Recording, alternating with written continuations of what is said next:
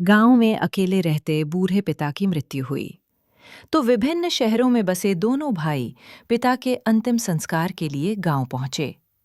सब कार्य संपन्न हुए। कुछ लोग चले गए थे और कुछ अभी बैठे थे कि बड़े भाई की पत्नी बाहर आई और उसने अपने पति के कान में कुछ कहा। बड़े भाई ने अपने छोटे भाई को भीतर आने का इशारा किया और खड़े होकर वहां बैठे लोगों से हाथ जोड़कर कहा, अभी 5 मिनट में आते हैं। दोनों की स्त्रियां ससुर जी के कमरे में थीं। भीतर आते ही बड़े भाई ने उनसे फुसफुसाकर कर पूछा, बक्सा छुपा दिया था ना? हाँ, बक्सा हमारे पास है। चलिए जल्दी से देख लेते हैं, नहीं तो कोई आसपास का हक जताने आ जाएगा और कहेगा कि तुम्हारे पीछे हमने तुम्हारे बाबूजी पर इतना खर्च किया वगैरह वगैरह। क्यों देवर जी? बड़े की पत्नी ने हंसते हुए कहा। हाँ, सही कहा भाभी, कहकर छोटे ने भी सहमति जताई। बड़ी बहू ने जल्दी से दरवाजा बंद किया और छोटी ने तेजी से बाबूजी की चारपाई के नीचे से एक बहुत पुराना बक्सा निकाला। दोनों भाई तुरंत तेजी से नीचे झुके और बक्से को खोलने लगे। अरे पहले चाबी तो पकड़ो, ऐसे थोड़े ना खुलेगा। मैंने आते ही ताला लगाकर चाबी छुपा ली थी। बड़ी बहू ने अपने पल्लू के एक छोर पर बंधी हुई चाबी निकाली और अपने पति को पकड़ा दी। बक्सा खुलते ही वहां मौजूद चारों बक्से पर झुक गए। उन्हें विश्वास था कि इसमें मां के गहने, अन्य बहुमूल्य वस्तुएं होंगी, परंतु बक्से में तो बड़े और छोटे की पुरानी तस्वीरें, छोटे छोटे कुछ बर्तन, उन्हीं दोनों के छोटे छोटे कपड़े सहेज कर रखे हुए थे। उन्हें विश्वास नहीं हो रहा था कि कोई ये सब भी भला सहेज कर रखता है। चारों के चेहरे निराशा से भर गए। तभी छोटे भाई की नजर बक्से के कोने में कपड़ों के बीच रखी एक कपड़े की थैली पर गई। उसने तुरंत आगे बढ़कर उस थैली को बाहर निकाला। ये देखकर सबकी नजरों में अचानक चमक आ गई।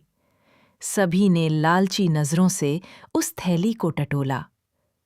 छोटे भाई ने उस थैली को वहीं जमीन पर पलट दिया। उसमें कुछ रुपए थे और साथ में एक कागज जिस पर कुछ लिखा हुआ था।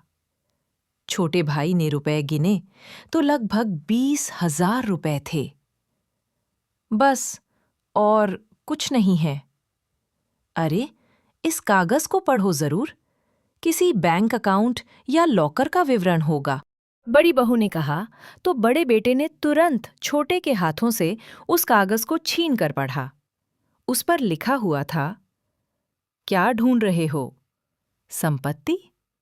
हाँ, ये ही है मेरी और तुम्हारी मां की संपत्ति।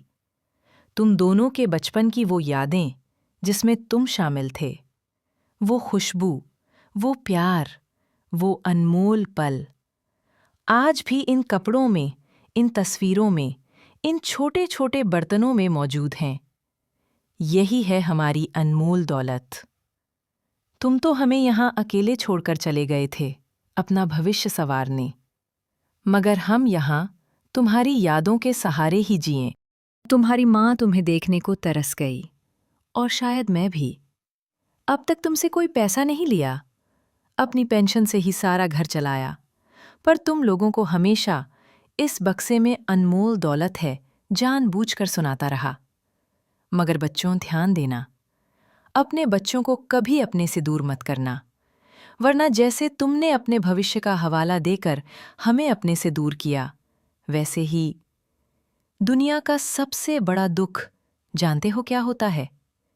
अपनों के होते हुए भी किसी अपने का पास नहीं होना।